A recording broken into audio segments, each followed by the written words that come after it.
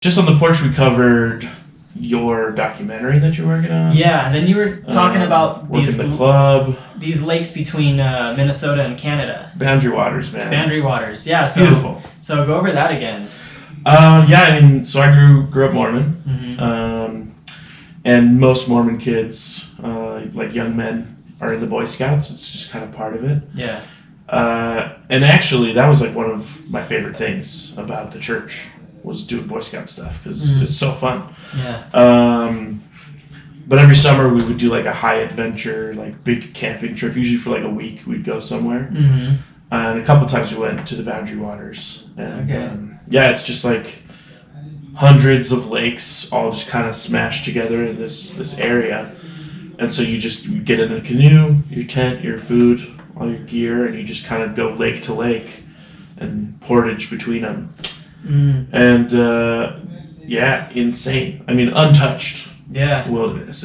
I'm sure I at some point stepped on a piece of land no human foot has stepped. Like that kind of dense. That's the best, man. Oh man, it's the best being in places like that. Like, it's really fun, and I think getting to do that like as a young, as a teenager, that was awesome. Yeah, I don't feel like a whole lot of kids are doing that anymore. No, dude, they're not. I did that, and it was fucking. You were 24? I'm 24. Yeah. 24. So I was in the Scouts when I was like 10 to 12, I think. Yeah. And so. Those were the prime years, man. We went on a lot of camping trips, and I fucking loved them all. Like we just went just different places, man. Yeah. We went up to the Uintas. We went up out to the West Desert a few times. I think they would go on camping trips to like Stansbury Island. I don't think I ever made it to one of those, but we just camped all different places, man. Like, and it was so fucking cool to just like do different things. We went camping in the winter once, like in fucking January. So there was like 7 feet of snow. Did you do like snow caves? No, I wish. No one was really like down for that. We were just like, we're gonna sleep in our tents. Or no one even like brought it up. I think I don't even think I was thinking of that. That's so funny. I mean, Wisconsin is where I grew up, so we just always had 1.5 feet of snow outside in the winter. I mean, just always. Yeah. And so snow caves was like every winter for us.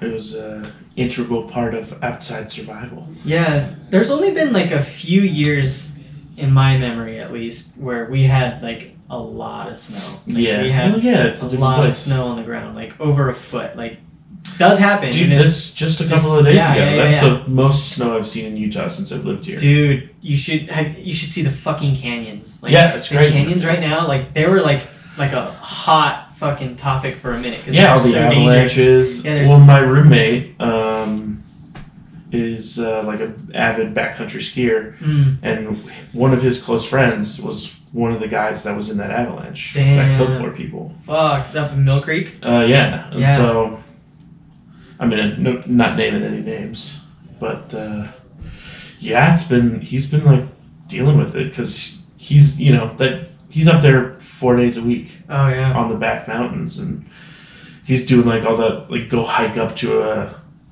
summit, a ridge, and then ski down, like that kind of crazy stuff. It's awesome. Yeah, I mean, awesome. I'm just not physically capable of doing something like that. It's fucking hard. I mean, that takes like years of working and doing that kind of stuff. Yeah. And I mean, I think it's super awesome and admirable, but I'm also, I don't know, like adrenaline is like not a thing I seek anymore. Yeah. Like back in the day, for sure, I was always like, let's get crazy. Now you look at that like, why would I just try to die? Like that's like putting a gun in your mouth and like. Yeah, I just walk around like, I don't have health insurance. Yeah. Yeah.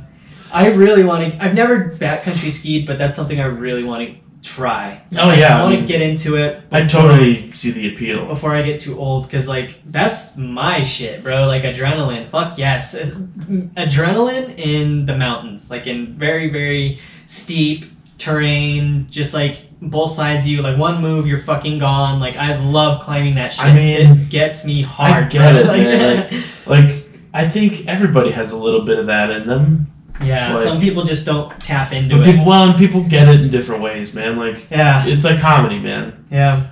I don't do comedy necessarily because, like, I don't know, I'm great at it or whatever. I do it because it feels super, super good to be up there. Like, Yeah. And those are like good, bad, working on it. Those are the people that stay. Is like because they're getting something out of it. Yeah. And it's more than just telling jokes. It's totally just like, oh, the lights, people are looking at me. Yeah. There's a whole sensation to it. It's the fear of doing bad. Yeah. Like, dude, when it doesn't land. Yeah. You're out wise, guys. It's like, fuck, Yeah, man, they're not gonna let me back. Well, and the funny thing is, most of these, in my experience, most of these people that are like, we're gonna run for 6 days up the ridge of a mountain, or like, we're gonna paraglide, or all this dangerous shit that people do.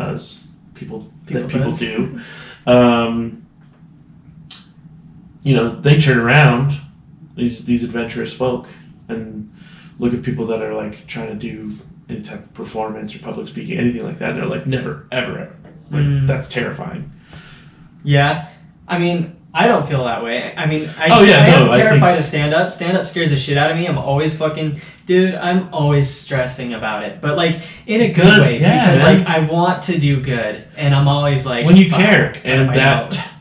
People can tell that you care. Yeah. And that's really all that matters at this point where we're at. Yeah. Like, we're both so new at this that, like...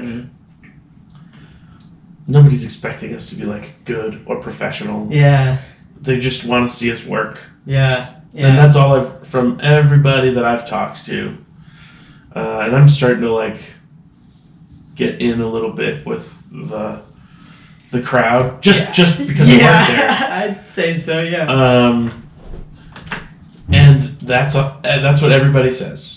Is just do the work. Like, we see you working. That's what matters. Yeah, because most of the people that see you are comics. Like, you're mostly seen by other comics at this point for now. Well, that's half of the business, though. Yeah, is the friends you make. Yeah. Yep. And I don't know. I just think it's interesting. Yeah. Because nobody's really gonna judge you on if you're funny before your first year, I think. Yeah.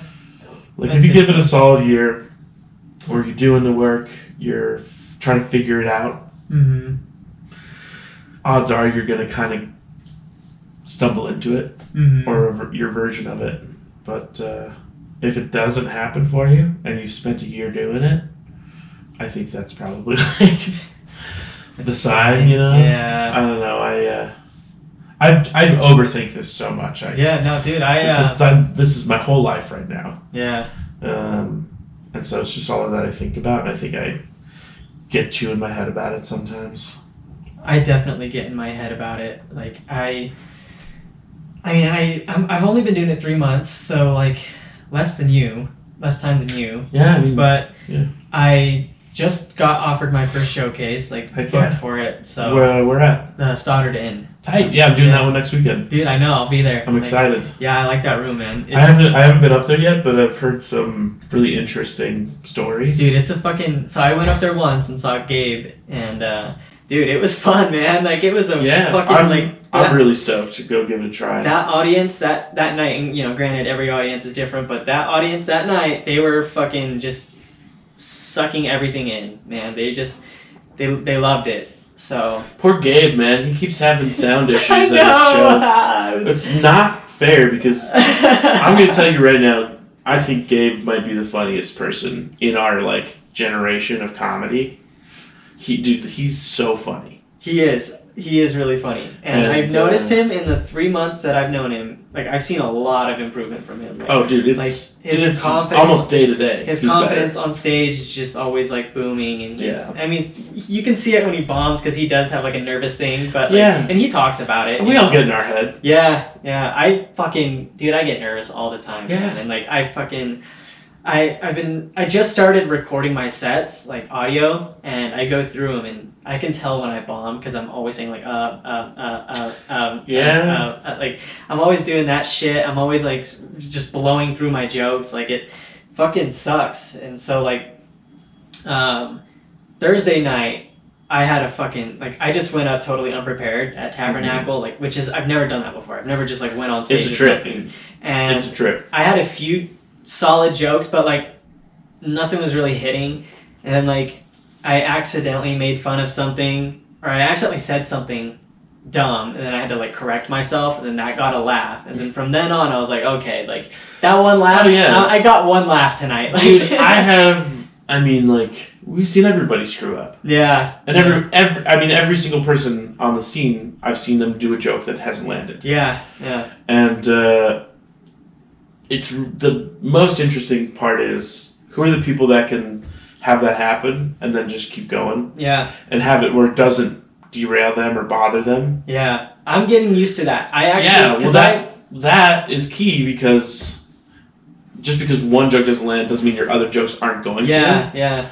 And so as soon as you can kind of roll through and learn that and then keep going and not lose it. Yeah. Oh man, that's like the most key skill I've seen people have. Yeah. And I'm not good at it yet, but I've been getting better at it because that's what I did on Thursday too. I just powered through it and just like kind of just went off the rails a little, but I finished strong, you know? Like I finished like just with the rant, you know? And I was like, fuck it, like I thought it was funny. Yeah.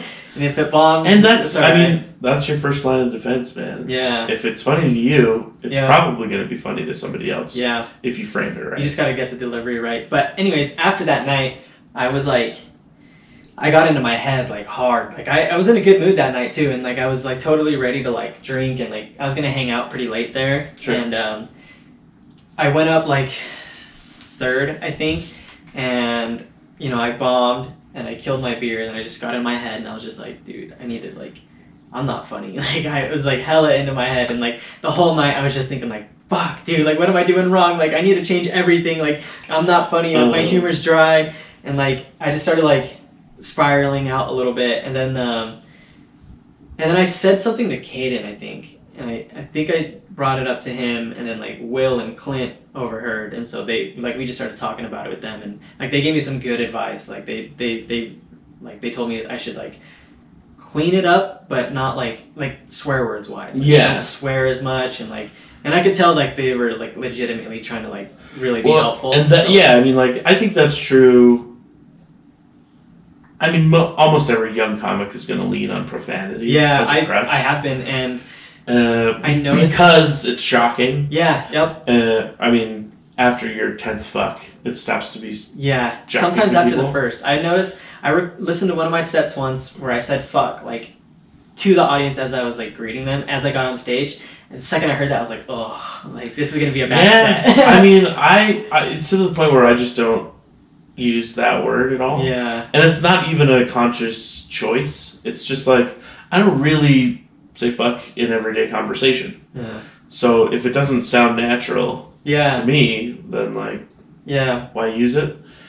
I also, it's savvy for the scene. Because the biggest thing opportunity-wise in Salt Lake is Wise Guys. Yeah. And you're not going to get up at Wise Guys if you're super filthy. Yeah. You know Pete Jr. Yeah. He goes up all the time. He was telling me that he thinks he's filthy. Really? Yeah. And he says like shit occasionally and has like 2 sex jokes. Yeah. And that, so I'm just like, ooh. Oh, wow, yeah, we all need to clean it up. Because that's his outer limit of raunch.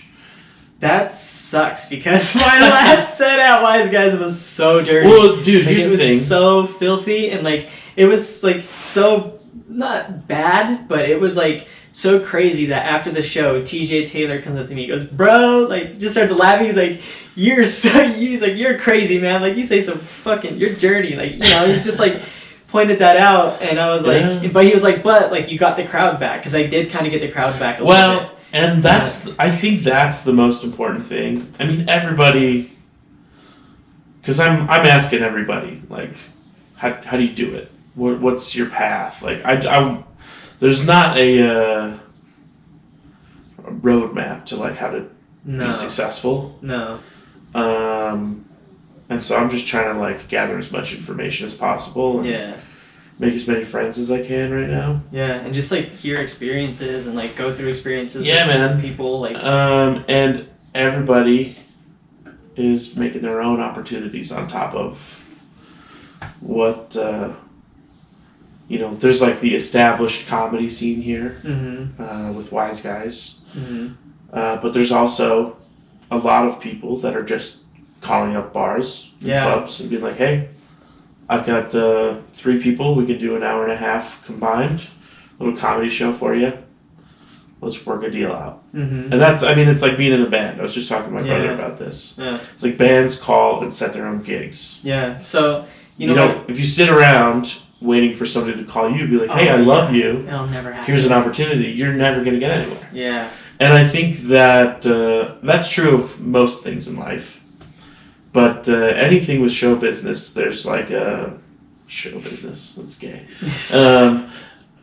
It's okay, people. Says the kettle to the pot. What was I saying? Show business. You gotta be productive. You gotta be what's the word? Proactive. Proactive. Yeah. There's another word for it too. God damn it. You basically said it. I just can't remember it. But initiative. You take initiative. Yeah, take initiative for yourself. Make your own opportunities. Yeah. You're not going to make a lot of money that way, but you are going to get experience and exposure. And you are going to. That's the only time you're going to be able to do more than 5 minutes. Yeah. Because sometimes that feels like a lot of time at an open mic.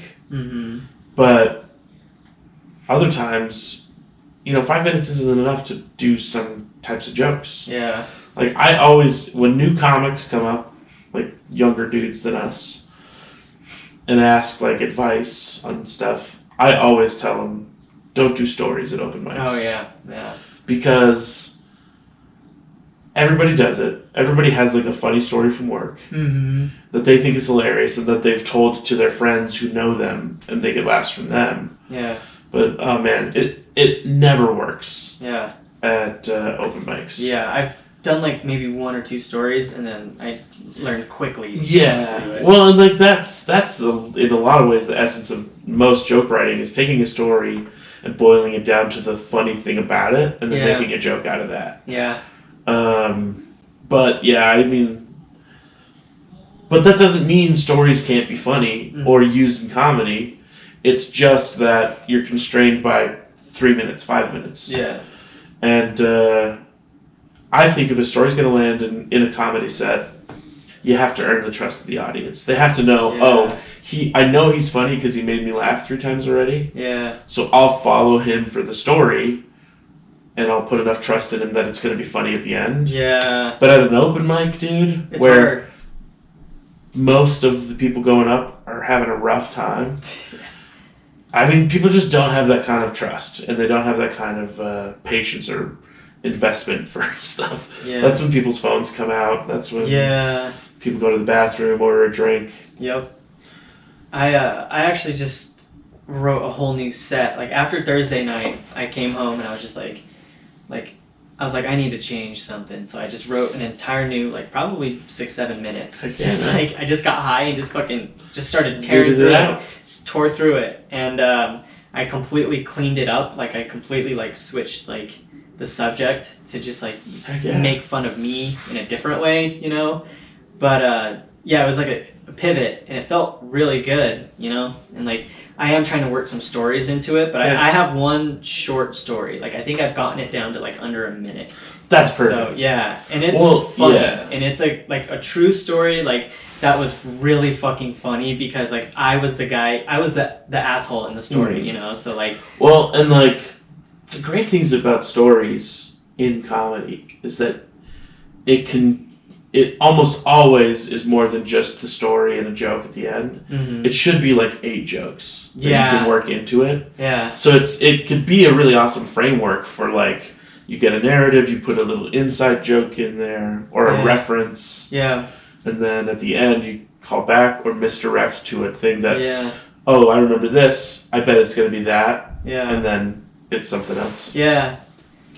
Yeah, that made 0 sense. I don't have a story like that. No, but that's the goal. Yeah. Because it's not necessarily the story, it's what the story provides. Yeah, it's So like you a can bunch take of the little story, things think about sandwiched it, into and then it. you create that's what most like solid 15-minute sets are. Yeah, you do have to have like a lot of time to do it. Like when I first, before you started, when my very first open mic at Wise Guys, I did a story about my life. Mm-hmm. It was like, basically it was the story of I'm gay. Mm-hmm. And I went through like different, like I was raised by good parents, they loved me, they're supportive. So no struggle, which means I'm not going to be funny. So I better be gay because then I can get some impression and maybe that'll make me funny because nobody who's had an easy life is funny. There's some people. I mean, some like Chris D'Elia, but he works really well, hard. you can, I'm not talking just financially. I'm talking like, you could have been a millionaire but still have suffered emotional abuse. Well, I think have you ever heard him talk about his childhood? Leah? Yeah, he always said he had a really good childhood. Like he had good I parents. had an incredible childhood. Yeah, But I'm also deeply unhappy in a lot of ways. He's a sex addict. Yeah, I think everybody's got something going on. Yeah. And I'm a big believer that comedy should be like therapeutic in a lot of ways to the comic. It is, yeah. For me, it is. And the best way that that's going to do it is if you're talking about your deep stuff. So, I talk about being gay all the time in my acts. Mm-hmm. But that's because that's still a fresh thing for me. I only came out of the closet a couple of years ago. Yeah. And I grew up with a lot of shame associated with being gay. Mm-hmm. And so just like being able to talk about it and joke about it is really, it feels really good to me. Yeah, your gay jokes are always like the strongest parts of your set, man. Well, because I think it's because that's what's most raw for me right now. Yeah. Is I'm still coming to terms with that, getting rid of like lingering feelings of guilt about it. So it wasn't just like an easy thing where you just came out all sunshine and rainbows. Oh, no. I came out at like the lowest part of my life. I had like a lot of stuff going on, and I kind of hit rock bottom. And I was like, I need to make some changes. So I suck a dick. I left college. I was at BYU, and I was like, nah, I can't do this anymore. Like, I was gonna go back, but I just.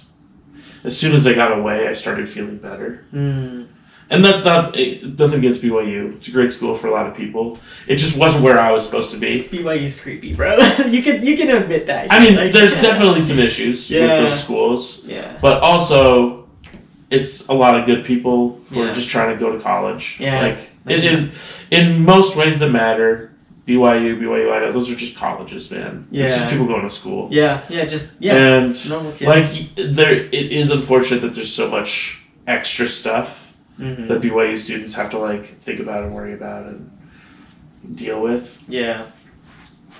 But they're just, normal people. But it wasn't for me. I was really unhappy there. And so I got out and have just kind of slowly been trying to figure it out since then and find out what I want to do. And dude, this has been the best thing for me. Comedy's changed the game for me. Yeah, that's awesome. Big time. That's awesome. But in a lot of ways, doing all this stuff on stage is the first time I'm really talking about being gay and my observations on it and a big part of it was I'm going to start posting my jokes online, my Instagram, YouTube, whatever. And there's a lot of people in my life who are still very Mormon and who don't agree or approve of the way I'm living. Your sins. And nobody's been outright hostile or anything. Everybody supports it, but there's just a lot of I have a lot of people I know that are not super cool with it. And I've spent a lot of time trying to be respectful of that to other people. Mm-hmm. Like, oh, I don't want to shove it in their face. Yeah. That I'm a big old homo. Which I don't feel like I do anyways. I'm not Dude, you're like the I'm not a straightest very- gay guy I know. I'm not a very presentational gay guy. flamboyant. Yeah, I mean, there's 1,000 ways to say it, but I'm not a stereotypically like what Hello? Hollywood depicts a gay man being. Like, Yeah. obviously, there's gay people. There's massive variance in how we all are with our personalities, and but there is that like Hollywood version of a gay guy. Yeah. Of like a very fancy sassy, flamboyant. you know, like people think like, oh, you're one of the 5 queer eye gays. That's how many gays there are. Is one of those guys. You like food or decorating or clothes. Yeah. And I mean, obviously that's not true. Yeah. It's just funny, man.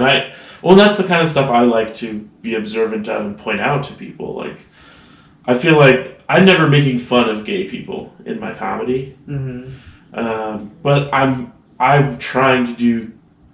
I tell people all the time, I'm trying to do gay jokes for straight people. Yeah. Like I want it to be as like comfortable and normal to straight people as possible. Not like to appease them, but I want to like bring you guys in, Include them. Yeah. give you a little peek behind the curtain. Yeah. And most of the time, when you see like behind the curtain, it's a disappointment because people suck. And gay people are no exception. Yeah. And we're just as selfish and self-destructive as everybody else in the world. Yeah. Man. Like, So you're saying gay people are normal? I think normal people. I think that's the crux of comedy, is that we are all awful. Yeah.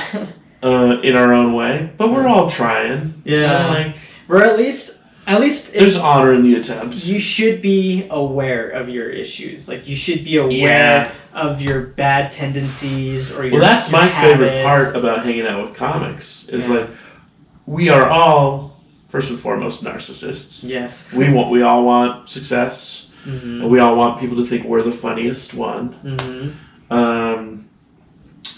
But we're also, if you're going to be good at comedy, you need to be good at introspection Yeah. and like knowing yourself and your flaws. Yep. You also have to have a super thick skin. Yeah.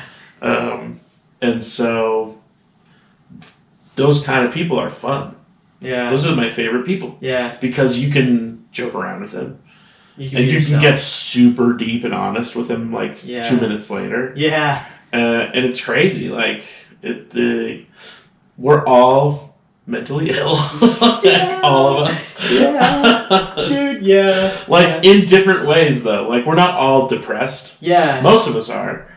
But not all of us. I wouldn't say I'm depressed. Yeah. I'm very, But you got other stuff going on. body dysmorphia Yeah. for sure. I was gonna bring that up. anxiety. Yeah.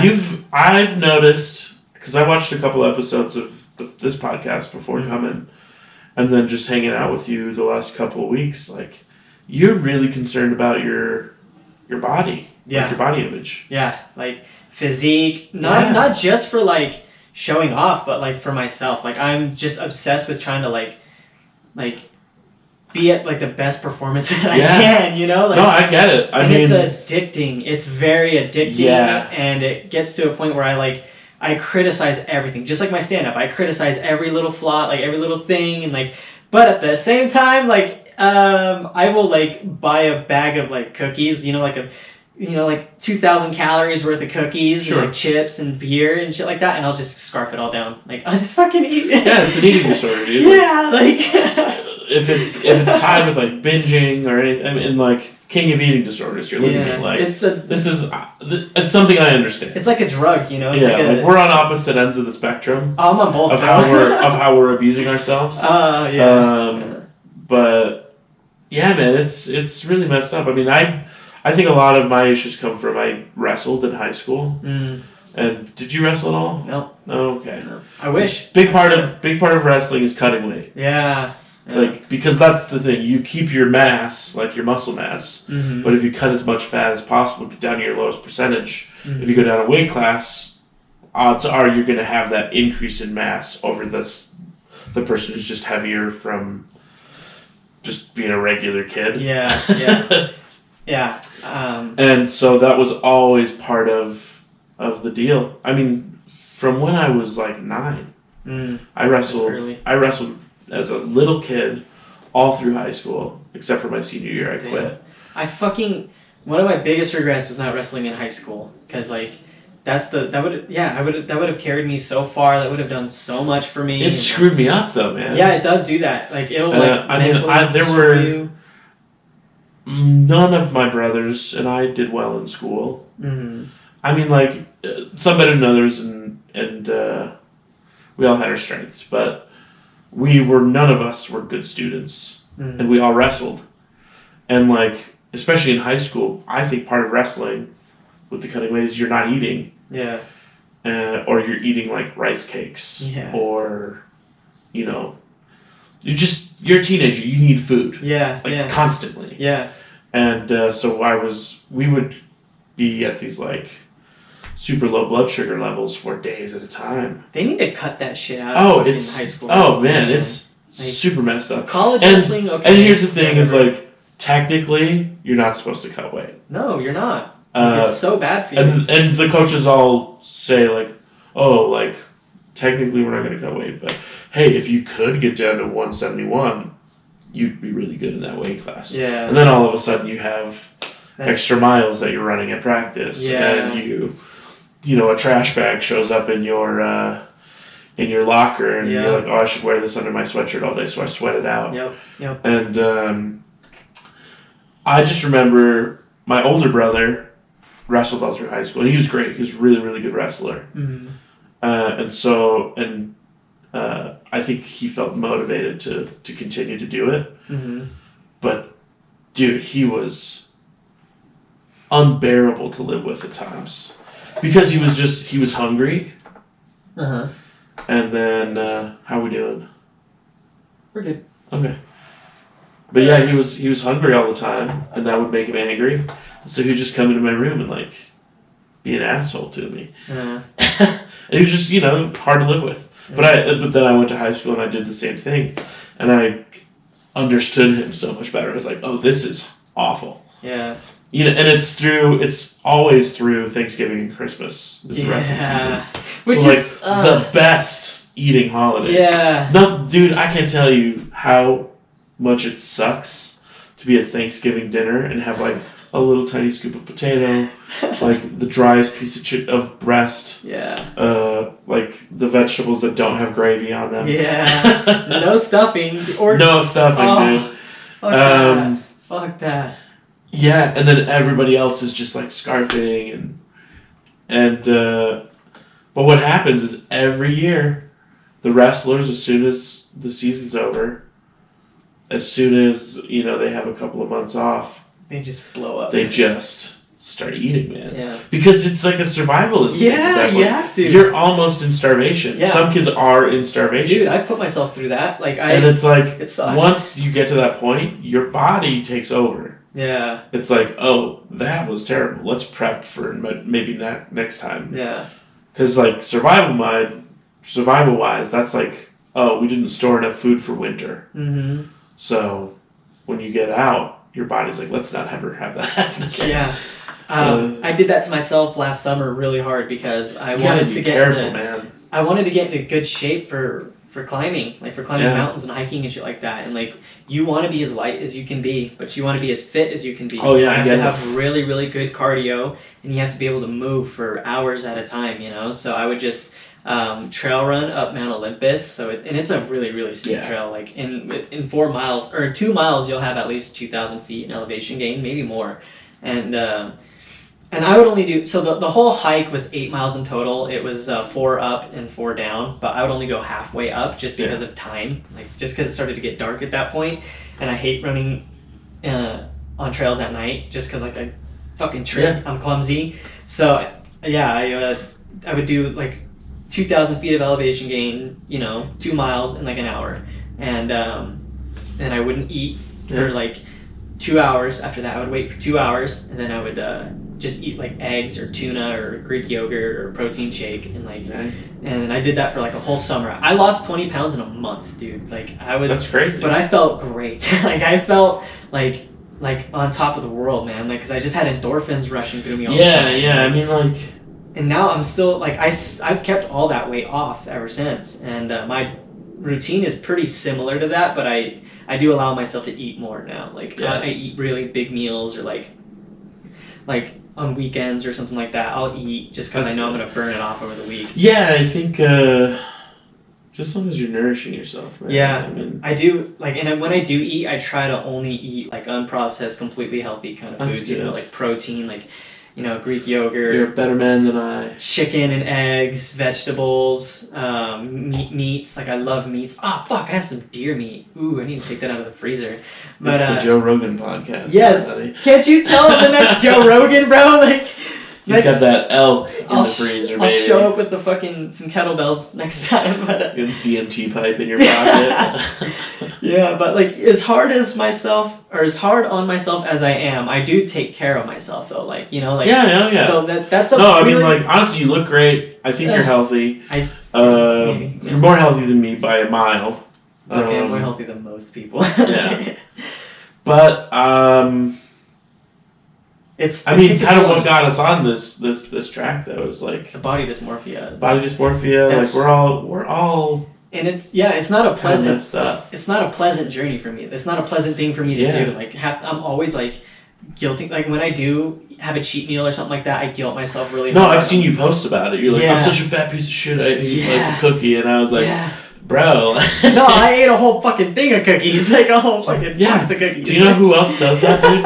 Everyone in America does that. I know, but that's why everyone's fat and unhealthy and diabetic and like. I know. Like I get it. Yeah. But I'm like trying to quit sugar too. Like I'm actually trying to quit I think that's great. Shit. I think that's super admirable. But along with so much of life's joy for me is just sugar. Dude, so I love sugar. I love it, man. Like I will go off the rails. Give me one M&M, I'm off the rails, dude. Like I love it. I don't really do candy anymore. I love chocolate. I'm a baked goods guy. I like cookies and brownies. I don't like cake or really anything else. Cake blows, but pie? Pie depends on the pie, but yes, a good apple pie a la mode. Ooh. Dude, I just ordered some pies. I'm gonna plug an Instagram here, everybody. Is it cool that I look at the camera? Do it. So my brother showed me this Instagram account, some local guy in Salt Lake. It's called Pies the Limit. I think I've seen that page. The _ limit, and he does these the most insane looking pies I've ever seen. Mm-hmm. So I just ordered a raspberry key lime for my brother. It was like a Christmas present, was to get him a pie from this guy, and then a pot roast pie. Mm. But he does sour cream blueberry that I've had. You can get slices of normal ice cream downtown. I would never have known that except for my roommate's an ice cream addict. Yeah, I like ice cream too. I don't like ice cream at all, but I love it. But yeah, dude, I'm really excited. Nice. Yeah, that sounds nice. That sounds fun, man. Pie's rad, dude. I wish I could allow myself to do that and like be okay with it. Like, be okay with it. Like I will do it. And I wish I could just have like a small slice. Yeah. But I'm a 3-slice guy. Yeah.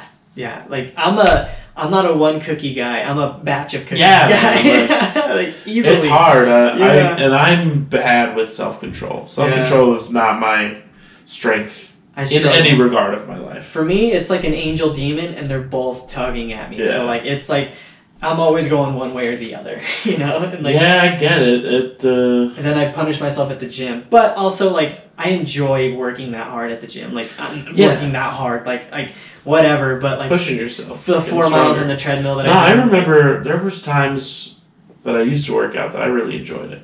Yeah. And that was great, but I'm like so out of shape. Yeah. That to get from where I am now to a point where I enjoy exercise is like a long time. Do you want to get back to there though? I've been thinking about. I mean, like obviously, yes, I need to get in shape. Yeah. Maybe not like I'm not trying to like get cut. Right. But I do need to like lose some weight for my heart. Yeah. Like this is fine. I'm in my 20s. I'll be okay. Mm-hmm. But in 15 years. Yeah. I don't want to be on cholesterol medication. Yeah. I don't want to have diabetes. You should, man. You should do it. Like it's like a little challenge. I think you would like that challenge. Yeah. Like, I think Also, it's at your own level, but go ahead. I think fat shaming is bullshit. Like, you think it's a good thing or a bad thing? I think that just the fact that like talking about being overweight scientifically is now considered like inappropriate. Yeah. And it like judgment. It's like people are trying to make it the same thing as like being racist. Yeah. And I hate that, dude, because there's just such a lack of self-accountability. Yeah. Like, I know how this happened. Yeah. This wasn't an accident. This was really expensive. Yeah. This is a lot of food. Like, this is my main investment. Yeah. Is getting fat. And I mean, of course, there's always mitigating factors: genetics, general build, what kind of food you can afford. Like, obviously, you gotta be sensitive, but also, like, if a doctor tells you, "Hey, you're at higher risk for every disease because of your weight currently," he's not committing a hate crime. No, he's trying to save your life. You know, he's not, and he's not calling you ugly either. Yeah. Which is like a big, because that's always kind of what it boils down Especially to. What I women, see, they get really insecure. Well, it's like I'm beautiful the way I am. It's like nobody's talking about your appearance. Yeah. That's not the issue. Yeah. The issue is you've got extra shit in your arteries that shouldn't be there, and you're gonna shorten your life by 30 years. Yeah. And the quality of life just isn't as good. Yeah. Dude, I am not flexible. I'm the loudest sleeper. I've got sleep apnea, mostly because of my weight. Yeah. And people don't want me sleeping around them because I'm loud. And I get you can that. make a change. Totally. I think you could do it. Well, and I think that's kind of the key of what I'm talking about, though, is I know it's in my power to eat less food and exercise more and make better choices nutritionally. It's in everybody's. I mean, everybody could make an improvement. Yeah. Nobody's killing it. 100%. Yeah. And so. Yeah, I'm definitely interested in losing weight and getting in the healthy shape. Yeah. But I also worry if I'm not fat anymore, will I be as funny? Yeah. I mean, will people think I'm as funny? Look at Brandon. He's fucking hilarious, man. But Brandon and I have a different style. You do. But shut off. At least it only did it once. Yeah. I've had podcasts where it does it 5 minutes in and 10 minutes annoying. in and I think you would still be funny. I don't think because it's. But would I be as funny? Yeah, I think so. That's always the stuff I think about. Because I mean, you don't have to Well, it's just draw any attention. It's dumb what we think matters. Because I'm really attached to my hair right now. I like my hair, but I'm like, would people this is kind of a look.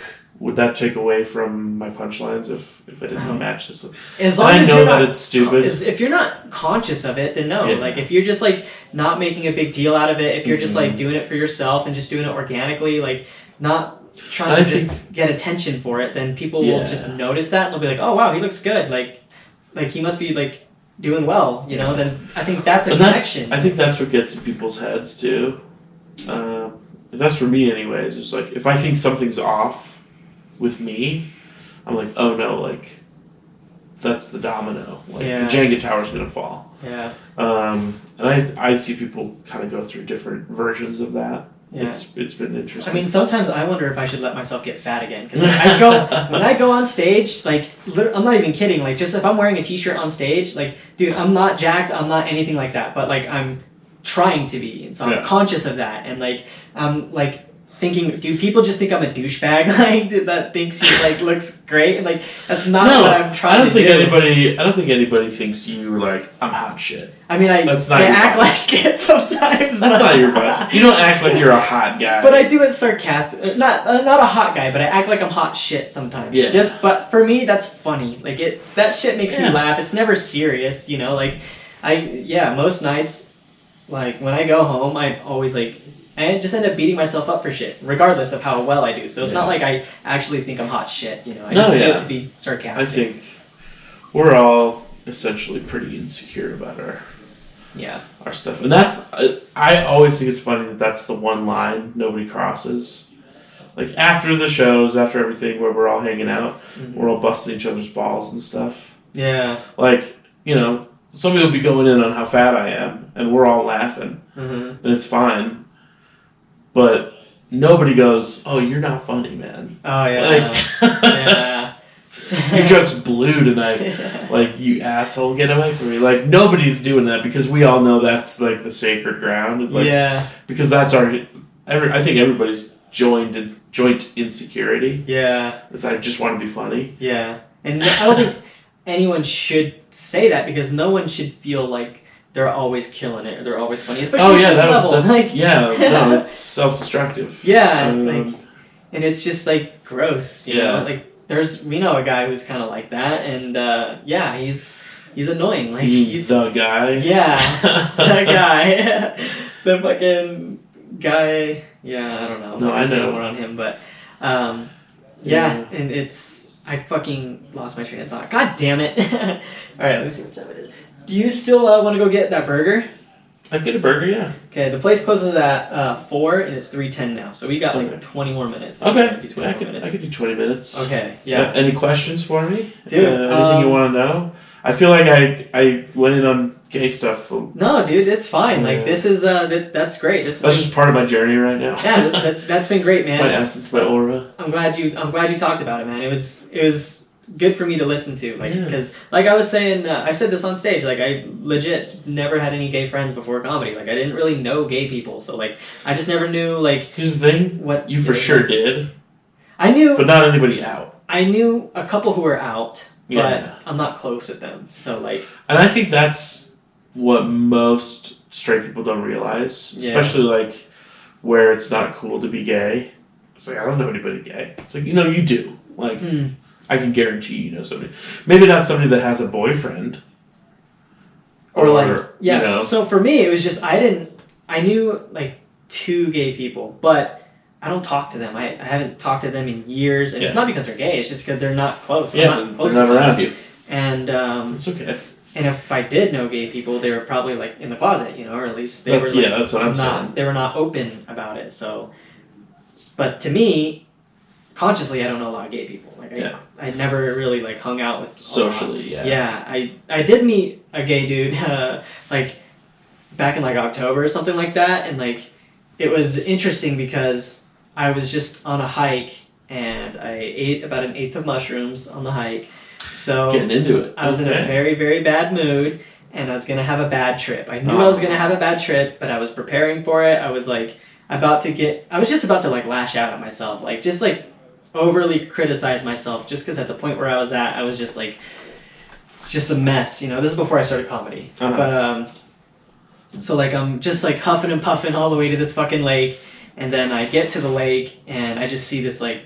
It was just beautiful. Like the lake was just beautiful. It was like a turquoise blue color. The sun was like shining right off of it, and like I could walk up to the beach, and it was a little cold, but the sun was like directly above, so the sun felt really good.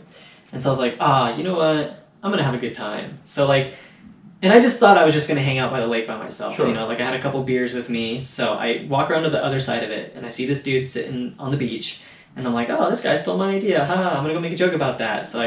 And he was wearing a hunter orange beanie, so I thought he was a hunter. Yeah. So I went over, I started talking to him, and he was just like, I thought he was stoned or something, you know, because he was just like, oh man, this water's so beautiful. Like, and that's all he was talking about. And so I was like, hey man, like, do you mind if I like sit here? And he was like, go for it. And so I'm like, do you want a beer? And he was like, I would love a beer.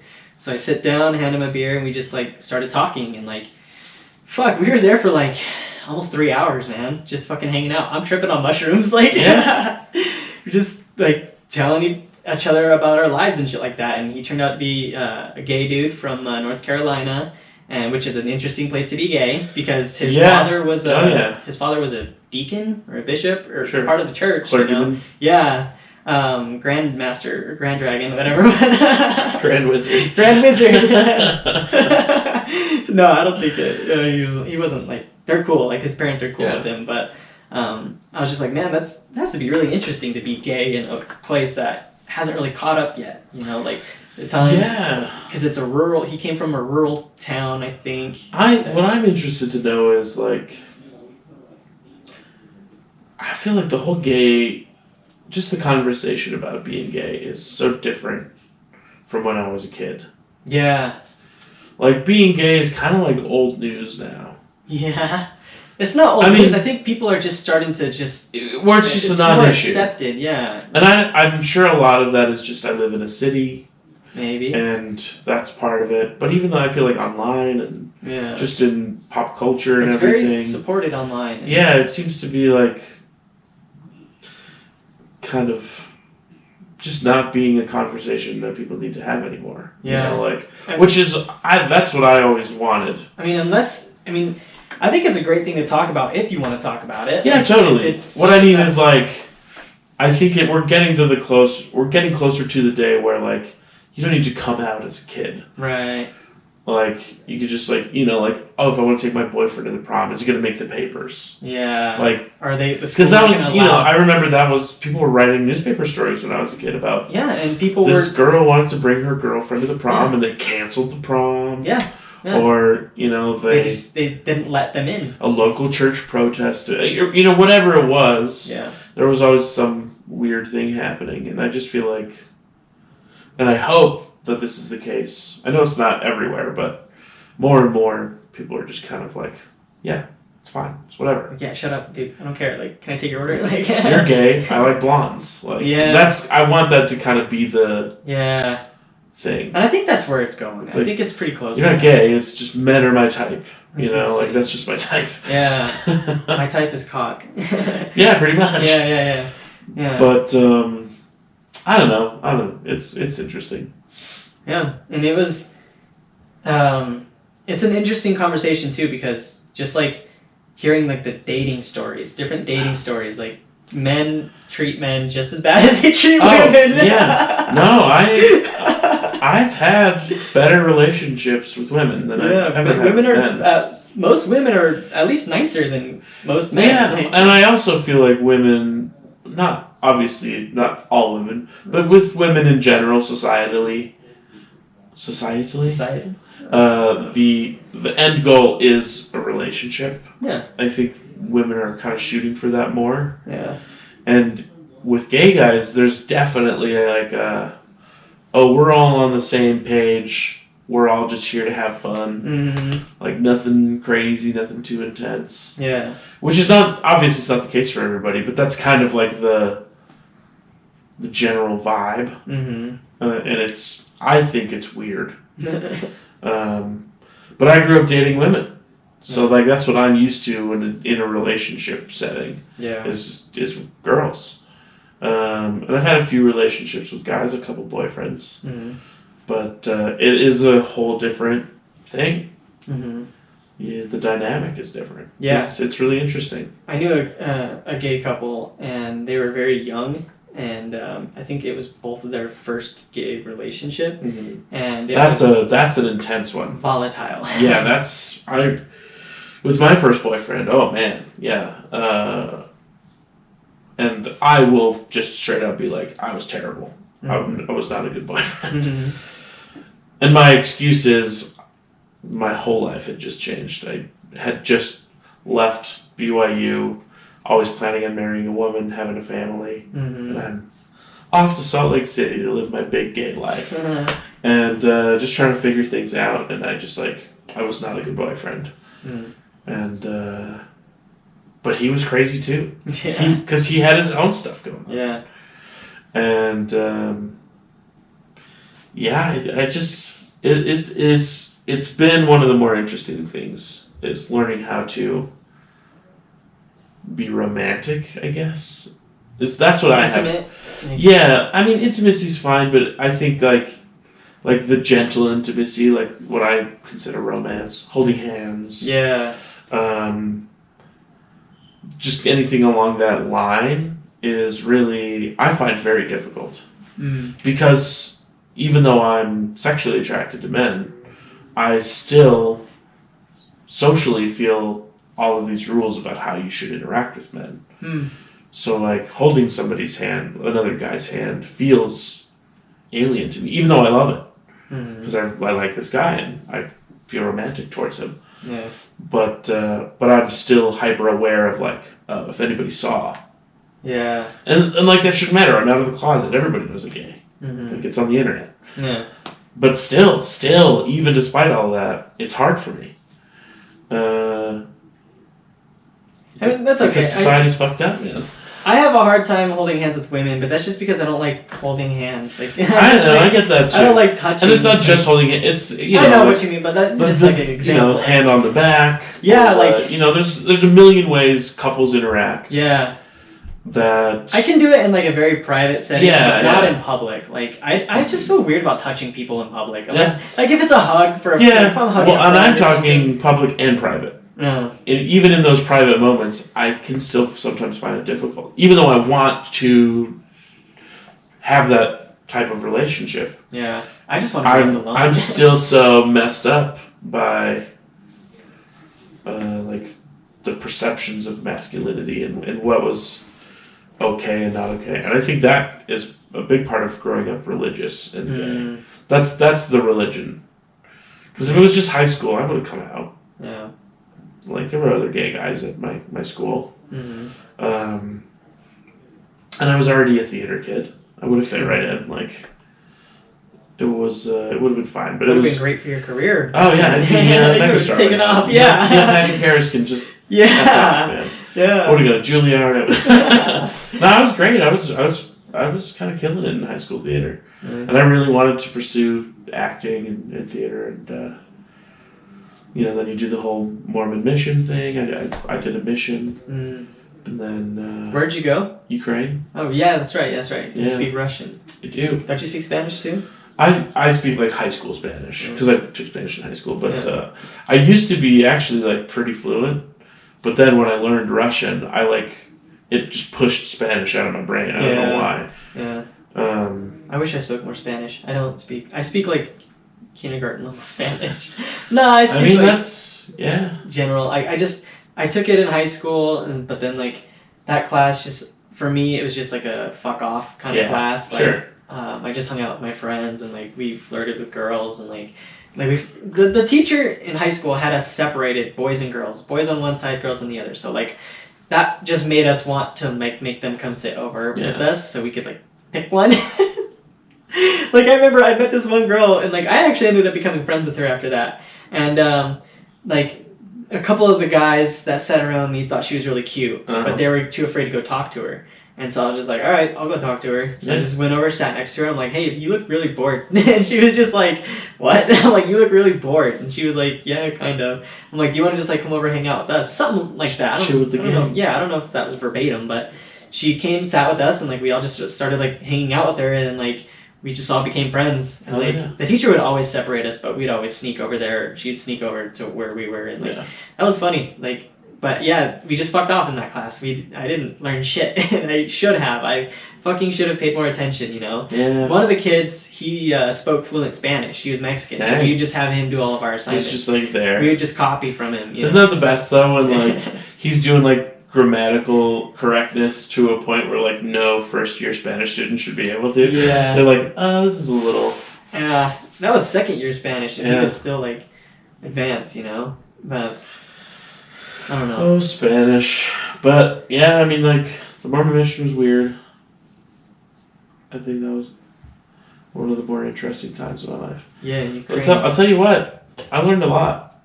I bet. More than just Russian. Like, yeah. I think if it's an option, I mean, obviously it's a financial thing for most people. Yeah. But if you can live in a different country.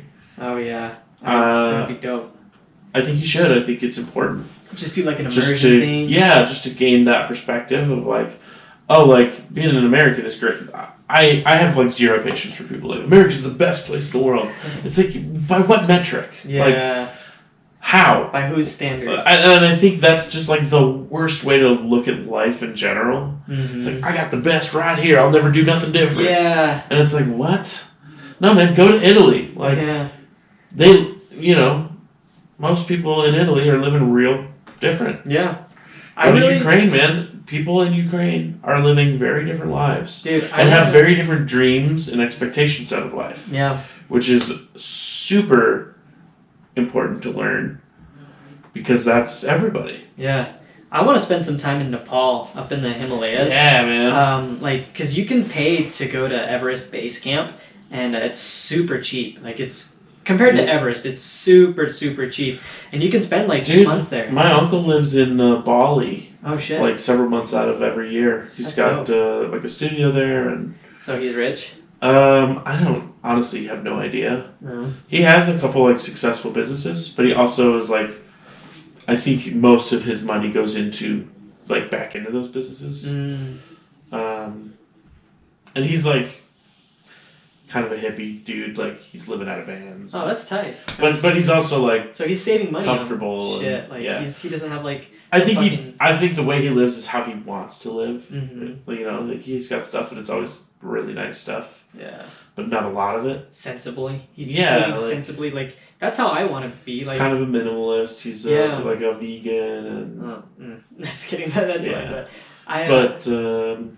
It's there's different ways to do it, man. Yeah, that's honestly how I picture me living my life. Just like minimalistic, but with lots of money to just do my hobbies and like get paid to do my hobbies. I think that's most people's life goal. Lots of money, baby. Yeah, but I don't want to have like extravagant shit. Like I don't. Dude, I think there's nothing worse than a mansion. Yeah, I hate it's too much, man. Like you don't need that. I would rather have a lot of property, like unused property, like up in land is. I get land. Yeah. Like, I would want to have some good land to just like spend time out and camp or. But like whatever. These people that have these like massive. I grew up in kind of like a wealthier community, but I was very middle class. But you go to some parts of town and there's just these like sprawling, huge houses. Yeah. With like 3 people in them, and you get in there and you're like, oh, this wasn't built very well. Yeah. It's just big. That's how there's a lot of houses along like the Wasatch Front, like right on the mountain that are like dude, that. That is every new freaking apartment building that they're building right now. Yeah. Dude, nothing built in the last 5 years and then going forward is of any quality structurally. It's all the cheapest materials. It's all the fastest, cheapest labor. It's like IKEA shit. Oh yeah, totally. And it's garbage, man. I've been to a couple of these places that are like brand new luxury homes and apartments, and I'm like, dude, this is gonna be a huge dump in like 10 years. Yeah. Like gross. Yeah. And it makes me really sad. The house I'm living in now was built in like the 30s. Yeah. And it's shabby, but it's good. Yeah. And it's a good house. We lived in a house like that growing up. It was like 40 years old when we lived there, and it was great. It was a great house. Oh, it's super nice. Yeah. And our house now, my parents' house now, they live in West Jordan. It was built maybe like 10 years ago or something like that, and it's held up. Like they haven't had any like real issues with it, like structurally. Right. But the roof is still good. The fucking pipes are all still good. That's the best, man. The gutters. Because that's when all of that stuff was built by craftsmen. Yeah. You had to have a plumber come in and do the plumbing. Yeah. You had to have an electrician come in and do the wiring. Yep. But now it's a plumbing company. Yep. And an electrician's company. It's some corporate version of what used to just be a guy who was good at his job. Yeah. It sucks. And like, I get efficiency in business and blah blah blah blah, but it also means that's why nobody buys American stuff. Yeah. Because it sucks. Because the American rule is sell it for as much as possible and spend as little as possible on it. Yeah. And also, if it's a thing people are going to need to use a lot, make sure there's a flaw in it so that it stops working 2 years from now so that they have to buy a new one. Yeah. It's the worst, man. That's what I hate about phones. Yeah, man. I'm buying a new phone today, so like. I just got a new. I did have the same phone for like 6 years. I had like an iPhone 6 from when it came out to just like a month ago. I got a new phone, and it's just because it was old and stuff. Yeah. But I'm not going to buy a new phone for 5 years probably, hopefully longer. Because I'm so against that type of product making that I try to rebel against it as much as possible. Yeah. But iPhones are the best phones. Yeah. So yeah. You're stuck with it. I know, and I'm buying a Galaxy. It sucks, but peasant. I need a better camera. Like that's kind of why I want a new phone, and also, I'm just kind of sick of mine. Like, I just want something a little nicer. I get it, dude. Yeah. Yeah. But anyways, we should wrap this up. Rappity-dabbity. Get to that fucking sweet, delicious burger joint. Gotta get that burger. But anyways, this was fucking fun, man. We filled a lot of time, bro. Yeah, buddy. Anytime. I'm always happy to come back. Word, man. This was a good fucking shit. This is a good episode. If you ever want to hear weird stories from wise guys. Yeah. We didn't even get into that. If you want the dish, I could come back. We'll have to do a part 2 for sure. Because, dude, I have some stories about. Yeah. I've only been there a month, and I've seen some really interesting things. Yeah. But anyways, give some plugs, man. Some plugs. I have a YouTube channel. It's called Scott Potatoes. I do sketches. Post my comedy on there. Grinder and Grill on Instagram. Yeah, I'm Grinder and Grill on Instagram. That's funny. Yeah. We'll play off of Netflix and chill. Nothing funnier than explaining your jokes. Yeah. I just filmed my first show and have the whole video is on YouTube now. I think it was pretty funny. Yeah, it was a good show. I think people should check it out. Yeah. Pie's the Limit on Instagram. Makes good pie. Mm. And I have a show coming up on the 27th. Yeah, at the Stoddard Inn in Morgan, Utah. Hell yeah. What time is it? 8 o'clock? 8 o'clock. I also have a show next month. End of March, I think it's the 26th of March at the Ice House. Oh shit, you have another show? Yeah, I've got a show coming up next month, so more details to follow on that. But yeah, that's kind of what I got going on. Awesome, man. Good shit. Well, alright, go fuck yourselves, people. Bye. GoPro stop. Recording.